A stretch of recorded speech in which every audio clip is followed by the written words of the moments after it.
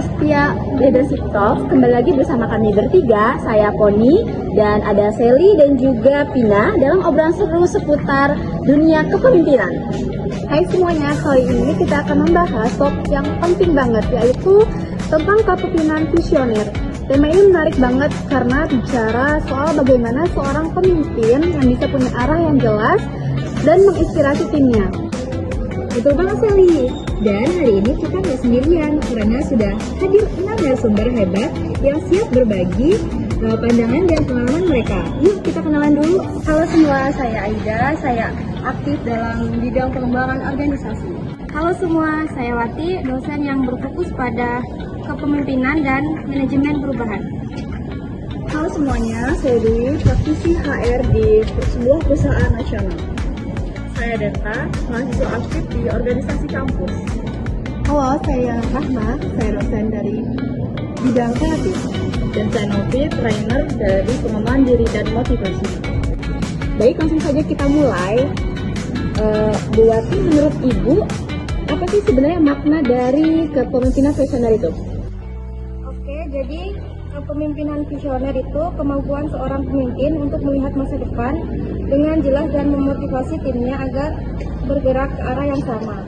Jadi, bukan cuma memimpin untuk hari ini, tetapi juga membangun masa depan organisasi. Menarik sekali.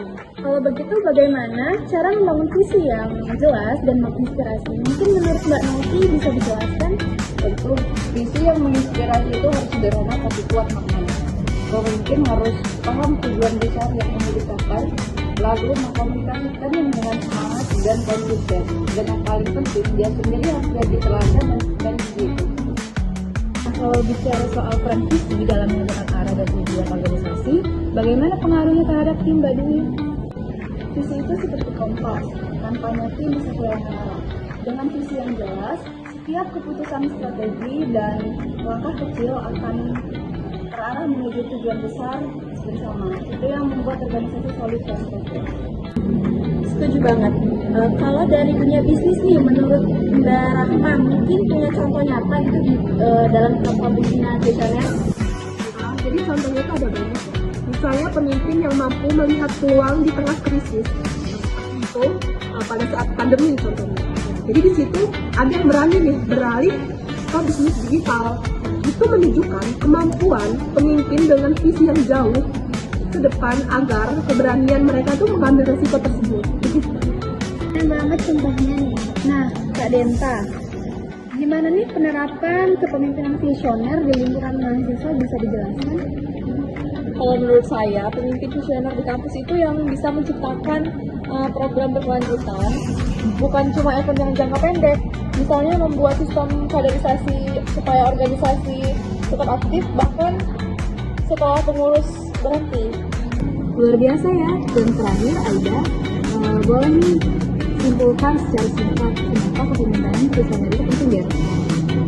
Karena dunia berubah sangat cepat, kemungkinan tanpa visi akan mudah kehilangan arah, tapi pemimpinan yang bisa membawa timnya tetap fokus, adaptif, dan semangat menghadapi tantangan masa depan.